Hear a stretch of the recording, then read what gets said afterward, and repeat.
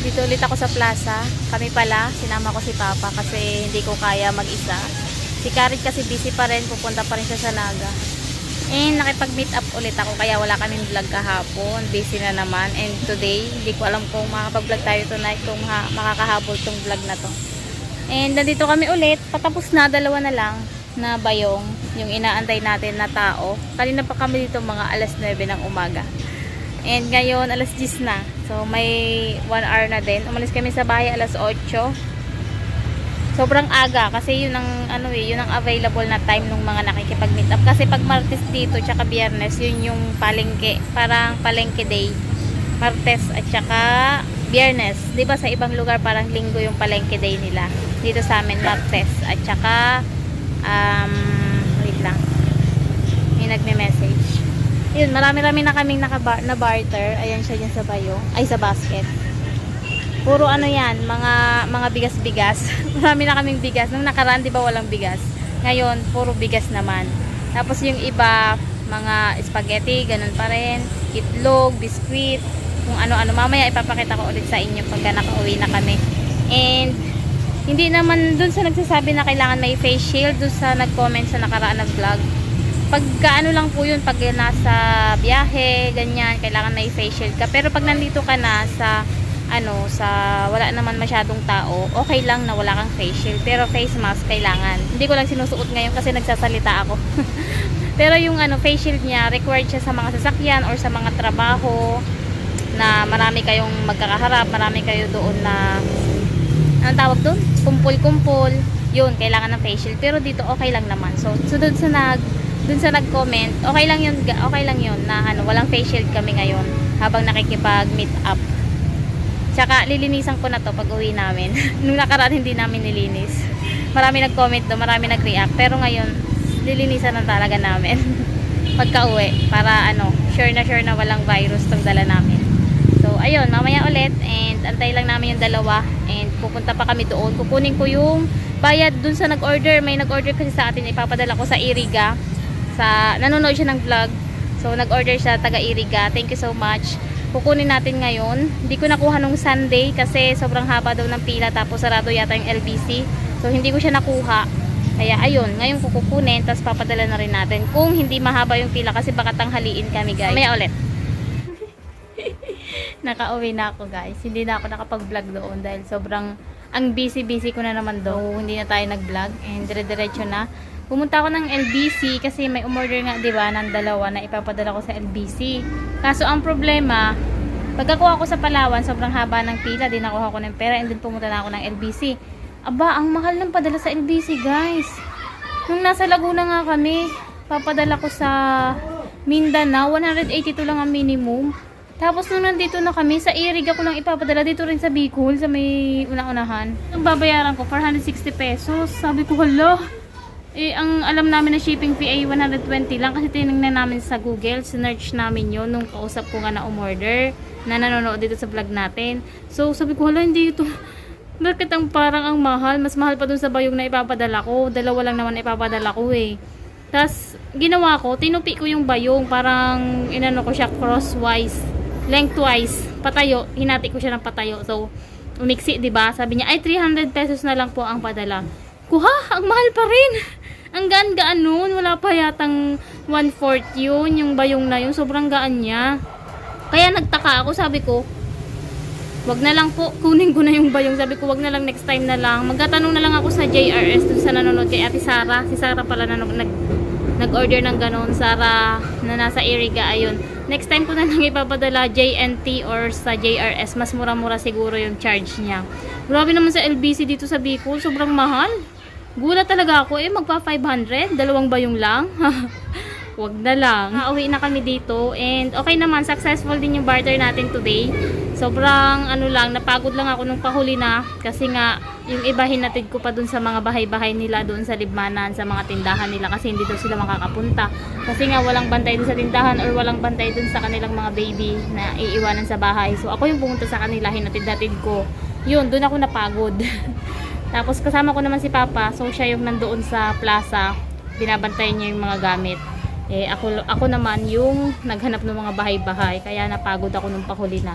Kaya hindi na ako nag-vlog. Ito na kami sa bahay and papakita ko sa inyo yung na-barter ko today. Sobrang successful.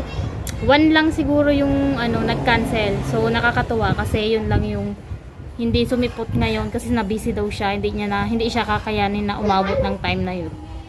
So ayun nga. Ito na yung ating na-barter today. Tan! Nilinis ko na yan. Okay na yan guys. Don't worry. Kaya naayos ko na siya dyan kasi inayos ko na yan lahat before ko pakita sa inyo. Kumain muna kami pagdating kasi sobrang gutom. Tapos inayos ko na to lahat. And ito yung una nating barter. 2 bayong to guys. Safeguard, Kala. Sabon namin. 79 pala to.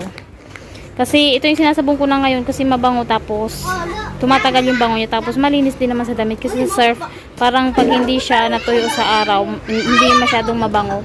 Tapos, ito, yung wings, nagdagdag siya kasi pinalitan niya yung order niya ng malaki. So, nagdagdag siya ng wings. 6 yata to. Oo, isang haba. Tapos, yung Sunrox na 450 ml. Sunrox. Gusto nga nito puti kasi wala daw siyang makita. So, ayan na lang. And then, next pa. Fiesta Spaghetti. Meron na ulit tayong pang spaghetti. 2. Dalawa na yung pang spaghetti natin, 'di ba? Meron pa doon na nung nakaraan. So ito pangalawa.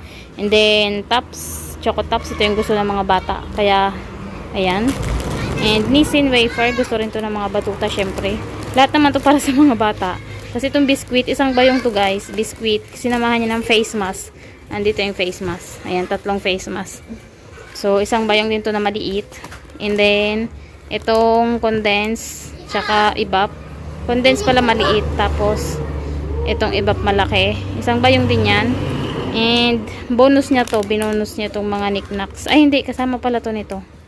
Chucky. Itong Chucky, tsaka itong mga biskuit na to, tsaka ito. Isa lang na bayong to. And, kikiam. Meron tayong kikiam. Tapos, ito tuyo. 1 kilo yata binili niya. Ang mahal pala daw nito. Nasa 200 ang kilo. So, isang tuyo. Kasama niyan ay isang bihon. Tapos, itong 2 to, iba pa yan. Isang bayong din yan. And then, red rice, guys. Ngayon lang ako nakita ng red rice. Sabi niya, bagong ani daw nila to na bigas. Kung pwede daw ito yung ipalit niya sa bayong. Sabi ko, sige po. Sinearch ko siya. Malambot naman daw to na isaing. So, try natin yung red rice na yan. Sino na sa inyo nakakain ng red rice?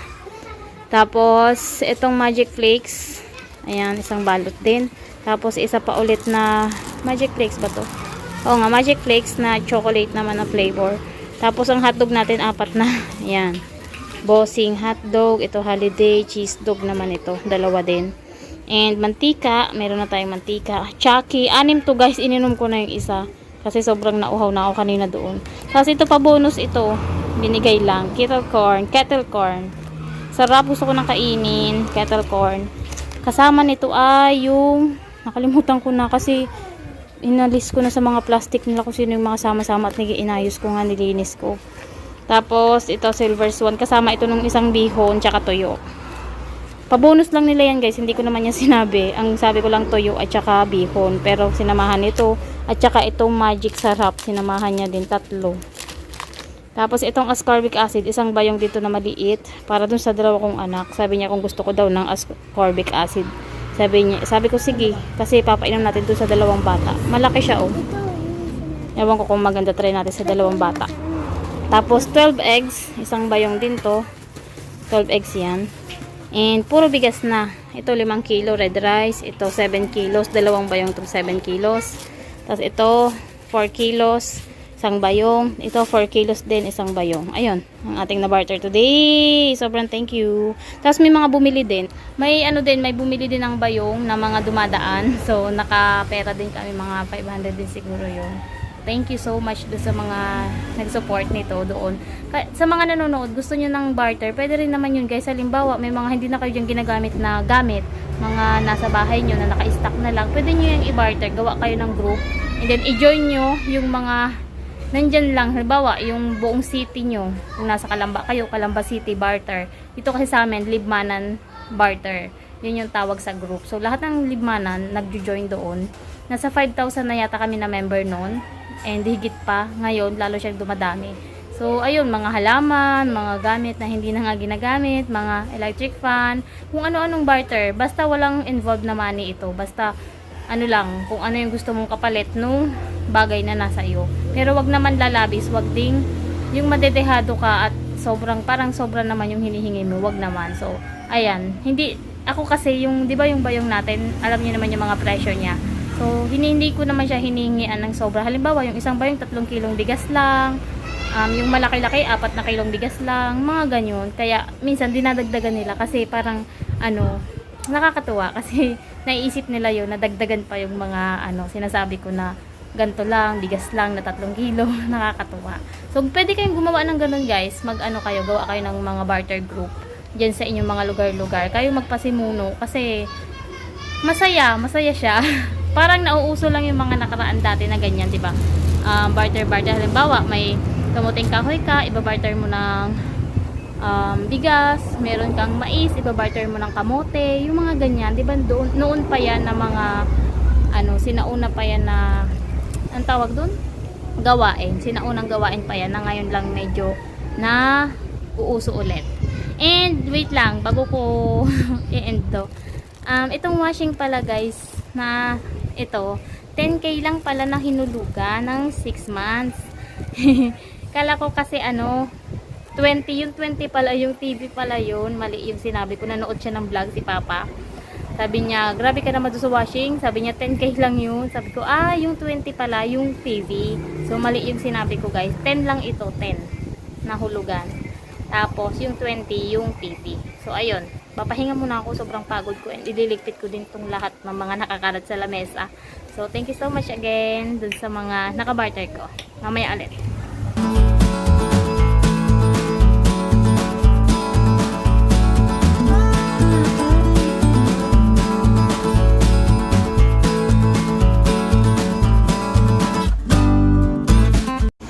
Josephan.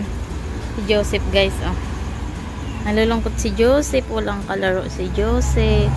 Josephan. Cute naman ng Josephan na yan. Nakakagigil tong asong to. Lit-lit ng tenga. Sarap ng balahibo niya. Ganyan lang siya sa may pinto. Tapos na yung ulan. Kakataas pang umulan guys. Sobrang lakas kanina ng ulan. Buti talaga umaga yung meet up ko. Hindi kami nabasak. Nailipat ko na pala yung mga papaya dito guys. Tingnan nyo yung papaya. Ayan na siya. 3 lang kasi yung isa maliit pa. Bakit ganito? Parang nawala yung dahon. Sinong pumutol? Baka sa ulan. Kasi ang lakas ng ulan kanina. Putol yung isang dahon. Baka mamatay ito. Josephan, dun ka lang sa loob. Josephan, basa. Kit-kit Buhay na. Diba? Kala ko mamamatay ito guys. Kasi iisa lang yung ugat na natira dito, promise. Kasi magkakadikit yung 3. Hiniwa-hiwalay ko. Kasi nga, yung suwi-suwi ba? Yung mga suwi niya. Para maging 3 pot. Para lumaki sila. Hindi siksikan. Ito, bagong dahon to. Ang bilis niya magkadahon. Ayan. Ang ganda na ng bagong dahon niya. Pati ito, may bagong dahon ito. Ito, kala ko patay na to guys. Kasi talaga promise ang ugat lang yan. Pero ayan, may bagong dahon na naman siya. Ito din, kinuha ko lang to. Sobrang ugat lang yan. Pero ngayon nagkadahon siya. Ang galing. 4 na yung strawberry ko. Sana dumami ka pa. Bumunga yan. Bumunga yan nung January or December yata. January kasi wala ako dito nung January, diba? Nandun ako sa Laguna kila Jillian. Si Kiel kumain ng bunga daw nito. Kailan ko mga ba hiningi yan? December ko yata hiningi yung strawberry. Tapos, hiningi ko siya dun sa kapatid ni Papa, dito sa kabilang barangay. And then, binigyan niya lang ako ng 1 piraso. Nakatalim lang siya sa Pepsi na bote. Tapos, hinayaan ko lang siya doon kasama ng mga okra. Dumami ng dumami. Ayan na siya ngayon, 4 na. Nakakatuwa. Wala tayong update dito sa bahay. Ang ingay ng mga tao dito. Diyos ko po, ayan o. Ang iingay nila. Ayun. Wala akong update dito sa bahay kasi wala naman tayong gagawa. Walang gagawin pa kasi hindi pa tayo nakakabili ng materyales. Sa sa sweldo ko pa guys, bibili. Para magawa natin ito. Ayan o. Yan, gagawin niyang kulang na yan ni Papa pag makabili tayong materyales sa maybe Monday kasi sweldo natin ng Sabado. So Monday bibili tayo. Tsaka idadagdag ko yung sobra sa binili ko nitong phone na to kay Ma'am Christina. May sobra yung binigay niya, 2,000. So ibibili natin yun ng hollow blocks. Tsaka bibili ako ng galing sa sweldo ko ng semento. At tsaka yun lang naman yung kailangan kasi may buhangin pa kami dito. And then next natin na sahod ulit in God's will, pag may sahurin pa tayo next month, September. Ito namang flooring ang pag-iipunan natin. So ayun, wala muna tayong update. Ang dami nagko-comment na update sa bahay. Walang nagtatrabaho sa bahay, busy kami pareho. Si Papa nagtatrabaho doon, ginagawa niya yung banyo doon ni Monique. Na-vlog ko naman yun. Tapos ako naman sa Bayong, busy. Ayun, halos everyday na. Kasi, di ba, linggo, nag-meet up ako. Tapos, Monday, pahinga. Pero marami din akong kausap noon. Kaya hindi ako nag-vlog kasi yung mga nag-order. Tapos, Martes, meet up ulit. Tapos, Miyerkules, ayan, mga kausap ko na naman para doon sa mga order. Tapos, Huwebes, meet up ulit. So, every other day, may meet up ako. Kaya, ayun, medyo busy. Paubos na nga yung mga bayong natin dito. Medyo paubos na sila. Pero, nagsabi na ako doon sa Laguna. Doon sa biyanan ko doon sa mama ni Papa, doon sa nanay namin doon sa Laguna. Sinabi ko na magpapagawa ulit kasi wala naman ako doon para mag-manage. So sinabihan ko na lang sila na magpapagawa ulit ako ng bayong. And then ipapadeliver na lang dito through LBC. Ayan, papadeliver na lang. Kaso nagtaka ako talaga dito sa LBC dito. Ang mahal. Diyos ko po. Nagtaka ako sa 400 plus na dalawang bayong lang. 400 plus yung charge. OMG. Grabe siya. Nakakatuwa guys. Ang dami kong bigas. Sakto kasi wala na kaming bigas. Paubos na. So ayan, meron tayong 23 kilos. Kasi ito 7, 5, 5, 5. So 23, diba? Tama ba? 23 kilos na bigas, nakakatuwa. And meron pa tayong itong vitamins ng mga bata nga na ascorbic at saka lemon C+. Sobrang thank you talaga dun sa nangyari today and thank you so much dun sa mga nakabarter ko. Ito pa yung bayong natin kasi 'di ba pag nagbabarter ako, minsan ang order lang nila 1 piraso, 2 piraso. So medyo marami pa yung natira dito. Ayan pa siya. Marami-rami pa yan. Hindi ko pa naayos. Wala akong time. Pahinga ko na agad pagdating ko dito dahil si baby mapapagod masyado. Pagkatapos ko makipag-meet up, ayun, tayo ay pahinga. And then bukas maglalaba naman ako. Dami na namang labahin. Wala naman suot yung mga bata. So, ayun muna yung update natin sa ating buhay-buhay. Dahil alam ko, may mga nag-aabang dyan ng vlog. And thank you so much sa mga nag-aabang. And ang dami natin grocery. Tingnan nyo yung lagayan. Punong-puno. Oh, charan. Ang dami daba. Yung sibuyas at bawang umaapaw. Tapos dito yung kape natin. Yan lahat. May asukal, dami. Na lang ang wala, yung Anmam. Walang nagpalit ngayon kasi hindi makakapunta yung sinabihan ko na umorder ng malaking bayong. Sabi ko Anmam na lang kasi para sa akin, para sa amin ni baby. Kasi wala na akong Anmam guys, ubos na. Hindi man ako nakabili. Kasi nga, nagmamadali na kami umuwi at tanghali na, magluluto pa dito ng tanghalian kanina. So, wala. Kung hindi nga kami umuwi ng maaga-aga, inabot kami ng ulan. Ay, ayun na muna yung vlog natin guys. Magpapahinga na tayo and magligpit-ligpit. And yung sahig dito, sobrang dumi. Hindi ko alam kung anong ginawa dito ng mga bata at saka ng mga aso. Alam niyo yung mga aso, pusa, lahat nandito na rin sa akin. Mga bata, lahat nandito na. Kaya, hindi ko na alam kung gano'n nakadumi dito. Busy, no? Pero thank you so much sa panonood nyo guys. At hanggang dito na ulit yung vlog natin para makapag-ayos-ayos naman ako habang maliwanag pa. And thank you so much for watching. Don't forget to like and subscribe kung hindi pa. At see you sa susunod na vlog. Wala yung mga bata. Nasa labas naglalaro. Kasi katitigil lang ng ulan. So nakalabas na sila. Bye-bye! Bye-bye! Tapos niya lang maligo. Kasama ko siya kanina dun sa Libmana. Bye-bye! Bye-bye ka na.